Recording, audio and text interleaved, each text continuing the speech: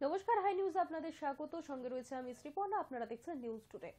তৃণমূল সাংসদ মহুয়া মৈত্রকে বাংলো থেকে উচ্ছেদ করতে দিল্লির বাংলোতে দল পাঠালো কেন্দ্র সরকার। তৃণমূল সাংসদ মহুয়া মৈত্রকে বাংলো থেকে উচ্ছেদ করতে দিল্লির বাংলোতে দল পাঠালো কেন্দ্র সরকার। তবে মহুয়া মৈত্রের আইনজীবী জানিয়েছেন, কেন্দ্রীয় দল পৌঁছানোর আগেই বাংলো খালি করে দিয়েছেন তার মক্কেল। শুক্রবার সকাল 10টা নাগাদ বাংলো খালি করে দেওয়া হয়েছে। সংবাদ সংস্থা পিটিআই তরফে জানা গিয়েছে, ডিরেক্টরেট অফ এস্টেটের একটি দল শুক্রবার সকালে মহুয়ার বাংলোতে পৌঁছেছে। তাদের হাতে বাংলোর জিনিসপত্র তুলে দেওয়া হয়েছে। 2023 লোকসভা থেকে বহিষ্কৃত তৃণমূল সাংসদ মহুয়া মৈত্রকে বাংলো খালি করার নোটিশ দিয়েছিল ডিওই। সেই নোটিশকে চ্যালেঞ্জ করে দিল্লি হাইকোর্টে মামলা করেছিলেন মহুয়া মৈত্র। তা খারিজও হয়ে যায়। বৃহস্পতিবার উচ্চ আদালত জানিয়ে দেয়, সরকারি বাংলোয় থাকার অধিকার হারিয়েছেন মহুয়া মৈত্র, কারণ তাকে সাংসদ পদ থেকে বহিষ্কার করা হয়েছে। তারপরই শুক্রবার সকালে কেন্দ্রের দল পৌঁছে যায় মহুয়া মৈত্রের বাংলোর সামনে। কারণ সোকস নোটিশ পাঠানোর পরেও সরকারি বাংলো খালি করেননি মহুয়া মৈত্র। গত মঙ্গলবার তাকে পত্রপাঠ বাংলো খালি করতে বলে কেন্দ্রের ডিওই। নোটিশে লেখা হয়, বাংলো খালি করতে প্রয়োজনে বল প্রয়োগের রাস্তাতেও হাঁটতে পারেন তারা। দিল্লি হাইকোর্টে মহুয়ার আর্জি খারিজ হয়ে যাওয়ার পর কেন্দ্রীয় দল মহুয়াকে উচ্ছেদ করতে পৌঁছে যায় সেখানে। তবে বল প্রয়োগের আগেই বাংলোটি মহুয়া ছেড়ে দিয়েছেন। উল্লেখ্য, গত 8ই ডিসেম্বর মহুয়ার লোকসভার সাংসদ পদ খারিজ হয়। 7ই জানুয়ারির মধ্যে তাকে দিল্লিতে সরকারি বাংলো খালি করতে বলা হয়েছিল, কিন্তু মহুয়া তা করেননি। কেন এখনো বাংলো খালি করেননি 3 দিনের মধ্যে তা জানাতে বলে মহুয়াকে নোটিশও পাঠায় ডিওই। মহুয়া চেয়েছিলেন 2024 সালে লোকসভা ভোটের ফল ঘোষণার পর তিনি দিল্লির বাংলো খালি করবেন। আদালতে মহুয়ার আইনজীবী জানিয়েছিলেন, যদি তার মক্কেলকে সংশ্লিষ্ট সময়ের জন্য বাংলোয় থাকার অনুমতি দেওয়া হয়, তাহলে বর্ধিত সময়ের জন্য প্রযোজ্য যে কোনো খরচ দিতেও তিনি প্রস্তুত। Hi News Network. পৃথক কামতাপুর রাজ্য সহ একাধিক দাবিতে অল কামতাপুর স্টুডেন্টস ইউনিয়নের ডাকে রেল রোকো কর্মসূচি জেরে বিভিন্ন স্টেশনে আটকে পড়ল বৃহস্পতিবার ট্রেন। ময়নাগুড়ি বেদগাড়া সংলগ্ন নুনিয়াবাড়ি এলাকায় এই কর্মসূচি শুরু হয়েছে। বৃহস্পতিবার সকাল 7টা থেকে বেদগাড়া স্টেশনের কাছে রেল লাইনে কেপিপি এবং আকসুরদের সমর্থকদের জমায়েত হয়ে যায়। রেল লাইনের ওপর বসে পড়েন আন্দোলনকারীরা, ফলে ব্যাহত হয়ে পড়ে ট্রেন চলাচল। আলাদা কামতাপুর রাজ্যের পাশাপাশি কামতাপুর ভাষার স্বীকৃতি এবং জীবন সিংয়ের সঙ্গে শান্তি চুক্তি দ্রুত শেষ করার দাবিতে বৃহস্পতিবারের রেল রোকো কর্মসূচি শুরু হয়। আর তার জেরেই ধাক্কা খায় ট্রেন পরিষেবা। যতক্ষণ তারা কোনো সদুত্তর না পাচ্ছেন ততক্ষণ আন্দোলন চলবে, এমনটাই জানিয়ে দিয়েছেন আন্দোলনকারীরা। অপ্রীতিকর ঘটনা এড়াতে রেল পুলিশ সেখানে মোতায়েন করা হয়েছে। পৃথক কামতাপুরের দাবিতে এর আগেও সরব হয়েছিল আন্দোলনকারীরা।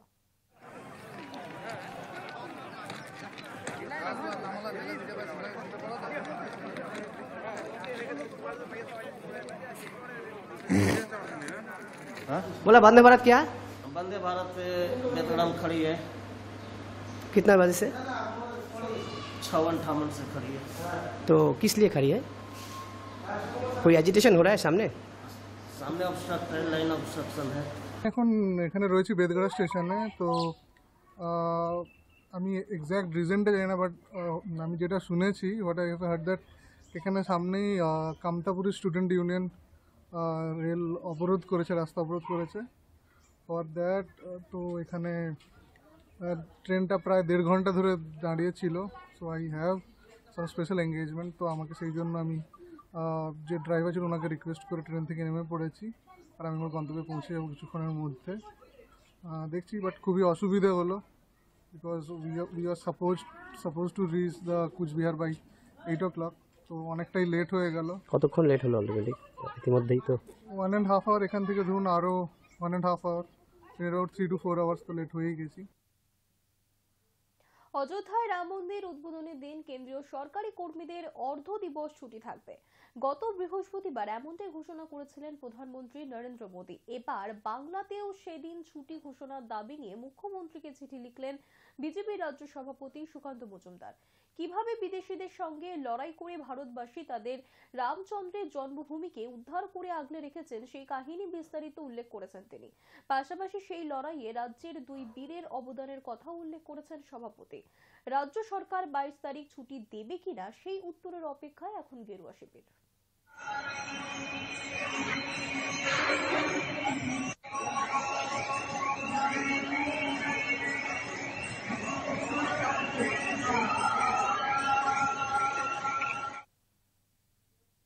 আর মাত্র কিছুদিন বাকি রয়েছে আর তারপরই রাম মন্দিরে উদ্বোধন রয়েছে। গোটা দেশ দুনিয়া চোখ এখন অযোধ্যায়। ঠিক সেই পরিস্থিতিতে সীতার কথা মনে করাবেন তৃণমূল কংগ্রেসের রাজ্য সাধারণ সম্পাদক কুণাল ঘোষ। রাম মন্দির উদ্বোধনের ঠিক 48 ঘন্টা আগে সোশ্যাল মিডিয়ার হাত ধরে প্রকাশ্যে আনবেন এক তথ্যচিত্র, যার নাম সীতাকুণ্ড। তথ্যচিত্রের পরিচালক বিদ্যুৎ রায়। রাম মন্দির উদ্বোধন নিয়ে গোটা অযোধ্যা জুড়ে জয় শ্রীরাম ধ্বনি উঠছে। সীতা ছাড়া কি রাম হতে পারে? সেই প্রশ্নই যেন তুলছে তৃণমূল কংগ্রেস। আর এই প্রশ্নকে কেন্দ্র করেই কুণাল ঘোষের তথ্যচিত্র সীতাকুণ্ড আসতে চলেছে, যার শুটিং হয়েছে উত্তরপ্রদেশের কানপুর থেকে সামান্য দূরে বিঠুরিতে।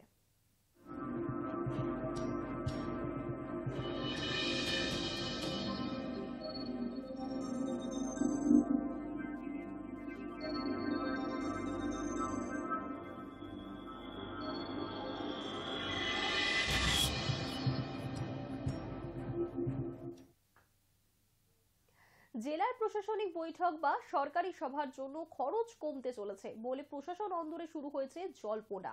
কারণ সূত্রের দাবি, সরকারি খরচের বাহুল্য নিয়ে প্রশ্ন তুলেছেন মুখ্যমন্ত্রী মমতা বন্দ্যোপাধ্যায় নিজেই। প্রসঙ্গত, এমন সভা বৈঠকের খরচ নিয়ে হামেশাই কটাক্ষ করে থাকেন বিরোধীরা। পাশাপাশি কর্তব্যে গাফিলতিতে সম্প্রতি যেভাবে শাস্তিমূলক পদক্ষেপের হুঁশিয়ারি দিচ্ছেন মুখ্যমন্ত্রী, তাতে আগামী দিনে পরিষেবায় ঘাটতি বা কাজে বাধা দেওয়ার অভিযোগ প্রমাণিত হলে সংশ্লিষ্ট আধিকারিককে জরিমানাও দিতে হতে পারে।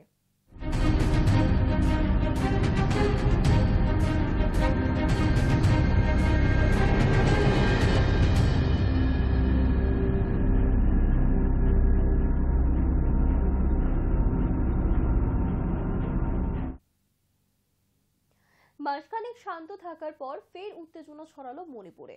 বৃহস্পতিবার বিকেলে হঠাৎই বিষ্ণুপুর জেলার মেইতেই গ্রামে ঢুকে পড়ে হামলা চালায় কুকি জঙ্গিরা। জানা গিয়েছে, হামলায় প্রাণ হারিয়েছেন এলাকার 4 মেইতেই এবং গুরুতরভাবে আহত হয়েছেন আরো 7 জন। পরে গ্রামের জলাশয়ের কাছে মৃতদেহ উদ্ধার হয়েছে। অন্যদিকে মেইতেইরা বৃহস্পতিবার রাতে থৌবালের এসপি অফিসে হামলা চালিয়েছে।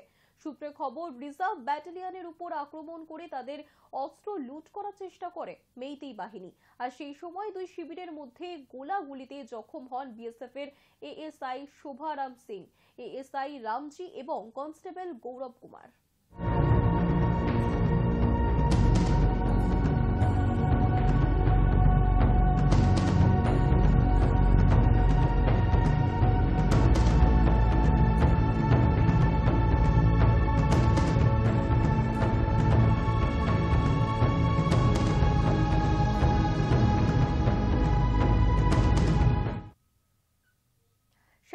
তম আন্তর্জাতিক কলকাতা বইমেলার উদ্বোধনের দিনই প্রকাশিত হলো বন্যপ্রাণ পত্রিকার নতুন সংখ্যা।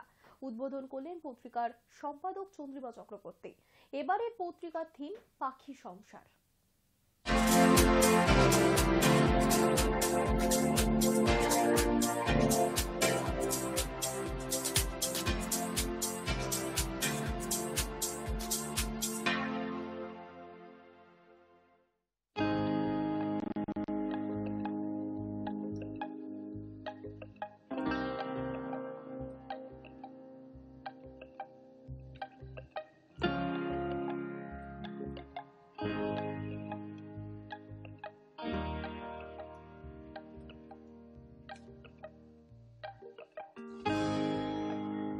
সাতচল্লিশতম আন্তর্জাতিক কলকাতা পুস্তক মেলা, অর্থাৎ আমাদের সবার প্রিয় বইমেলা, সল্টলেকের সেন্ট্রাল পার্কের মিলন মেলা প্রাঙ্গণে, অর্থাৎ এখন যেটি বইমেলা প্রাঙ্গণ, একেবারে পার্মানেন্টলি সেই বইমেলা প্রাঙ্গণ হয়ে গিয়েছে পুস্তক প্রেমীদের জন্য। আর পুস্তক প্রেমীদের মিছিল এই কটা দিন, অর্থাৎ এই 18 তারিখ থেকে 31 তারিখ 2024 জানুয়ারি মাসের লেগেই থাকবে। যতই বৃষ্টি, যতই ঠান্ডা যাই হোক না কেন, মানুষ কিন্তু বইয়ের আকর্ষণে চলে আসবেন বইমেলা প্রাঙ্গণে। আর আমরা এই মুহূর্তে যেখানে দাঁড়িয়ে রয়েছি সেটি 252 নম্বর স্টল। 252 নম্বর স্টল কিসের স্টল সেটা আমাদের মানে হাই নিউজের দর্শকরা বোধহয় সবাই জানেন। 252 নম্বর স্টল বন্যপ্রাণের স্টল। বন্যপ্রাণ বিষয়ক বাংলা ভাষায় একমাত্র পত্রিকা, সেই পত্রিকাটির স্টল 252 নম্বর 5 নম্বর গেট থেকে ঢুকে সামান্য ডান দিকে হেঁটে আমাদের এই স্টলটি।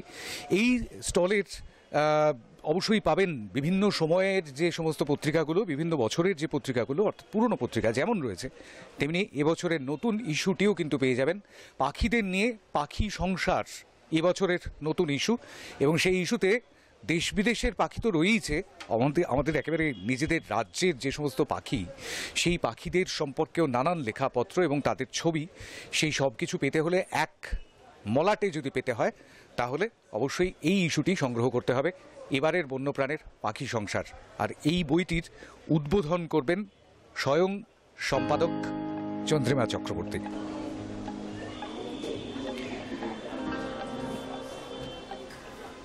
নতুন বন্যপ্রাণ পত্রিকা, আর এই পত্রিকাটি অবশ্যই সংগ্রহে রাখার মতন একটি পত্রিকা, পাখি সংসার। একটু আগেই যার কথা বলছিলাম সেই পত্রিকাটি আনুষ্ঠানিকভাবে প্রকাশ করলেন সম্পাদক স্বয়ং চন্দ্রিমা চক্রবর্তী। আমাদের সঙ্গে রয়েছেন সহ সম্পাদক মণ্ডলীর অন্যতম মিতুল চক্রবর্তী। মিতুল, জানতে চাইব সেটা হচ্ছে যে এবারের ইস্যু হচ্ছে পাখি সংসার, এবারের যে সংখ্যাটি করা হয়েছে, কেন পাখিদের কথা ভাবা হলো, এবং সেই সঙ্গে সঙ্গে বন্যপ্রাণ পত্রিকার উদ্দেশ্যটাও একটু জানতে চাইব।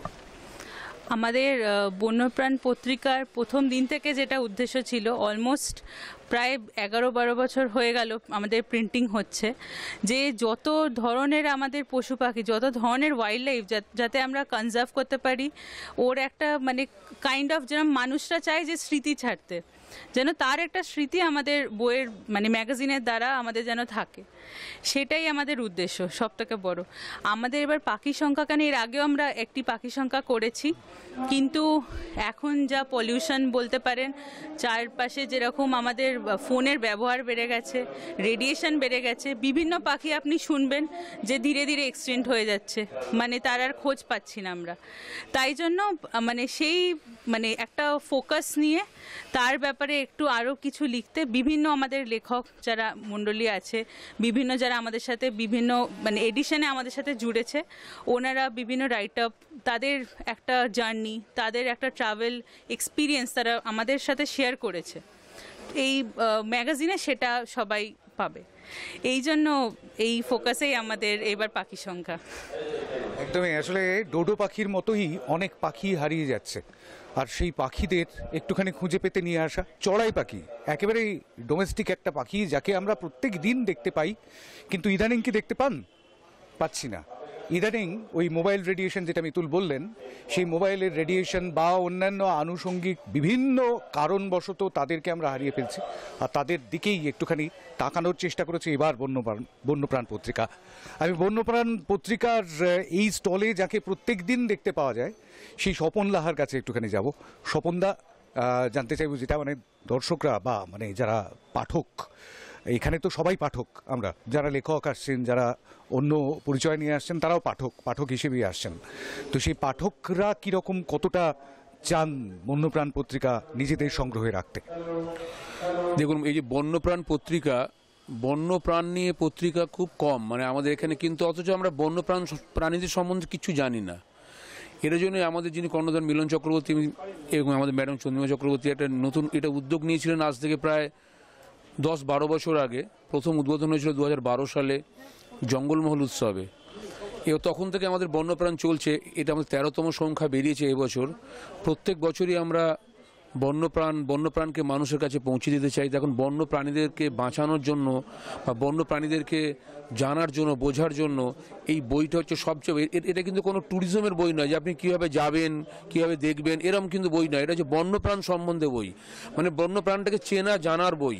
এই ধরনের বই আমরা যতদূর জানি এই ধরনের বই বাজারে খুব কম আছে, এবং তাই জন্য আমরা প্রত্যেককে বলবো যে আপনারা বন্যপ্রাণকে জানতে, বুঝতে এবং চিনতে, ছোটো ছোটো বাচ্চাদেরকে বন্যপ্রাণ সম্বন্ধে বোঝাতে হলে আমাদের এই বইটা সংগ্রহ করুন। প্রত্যেকটা বই আমাদের স্টল থেকে আপনারা পেয়ে যাবেন। এবং এবারে বইমেলায় আমরা ডিসকাউন্টে বইগুলো দিচ্ছি এবং এত কম পয়সায় এত সুন্দর ঝকঝকে বই আমরা তো মনে করি আর কোথাও পাবেন না। এবং এটা তো আমাদের কোনো লাভজনক ব্যাপার নেই, এটাকে চ্যারিটেবল ব্যাপার। মানে এখানে আমাদের মেন উদ্দেশ্যই হচ্ছে যে বন্য প্রাণীদেরকে চেনানো, ছোট ছোট বাচ্চারা যাতে বন্যপ্রাণ সম্বন্ধে চিনতে পারে, জানতে পারে, বুঝতে পারে। আমরা বড়রাও অনেকে জানি না যে কোন বন্যপ্রাণের কি স্বভাব, কি চরিত্র, সেগুলো সবার মধ্যে তুলে দেওয়ার জন্যই আমাদের এই উদ্যোগ বন্যপ্রাণ। আমরা প্রত্যেককে বলবো আপনারা আমাদের স্টলে আসুন, 252 নম্বর স্টল, আপনারা এসে বন্যপ্রাণ পত্রিকাগুলি সংগ্রহ করুন। এবং আমাদের এখানে বইমেলা উপলক্ষে বিশেষ ছাড় দেওয়া হচ্ছে, আপনারা বইমেলা উপলক্ষে আমাদের স্টলে আসুন। প্রত্যেককে বলছি আমরা আমাদের স্টলে এসে আমাদের বন্যপ্রাণ প্রত্যেকটা সংখ্যা আমাদের স্টলে পাওয়া যাচ্ছে, আপনারা বইগুলি সংগ্রহ করুন। ধন্যবাদ। আসলে এরকমটাই হয়, আমরা বলি ছোটদের পড়াই ফ্লোরা অ্যান্ড ফৌনা, কিন্তু কোন গাছপালার কি নাম, কোন গাছের কি নাম সেটাই হয়তো জানি না। কোন পাখির কি নাম, তাদের সায়েন্টিফিক নেম অর্থাৎ বিজ্ঞানসম্মত নাম, সেই নোমেনক্লেচার, সেটাও আমরা জানি না। কিন্তু বিষয়টা হচ্ছে এরকমটাই যে আমরা মানে এই বন্যপ্রাণ পত্রিকার তরফ থেকে কিন্তু সেই চেষ্টাটাই করা হয়েছে বরাবর 12 বার, অর্থাৎ 12 বছর ধরে, একটু আগেই শুনলেন। এবং সেই চেষ্টাটা এবারেও রয়েছে, সংগ্রহে রাখার মতন একটি সংখ্যা, পাখি সংসার। সেই পত্রিকাটি অবশ্যই নিজের সংগ্রহে রাখতে সকলেই আগ্রহী হবেন।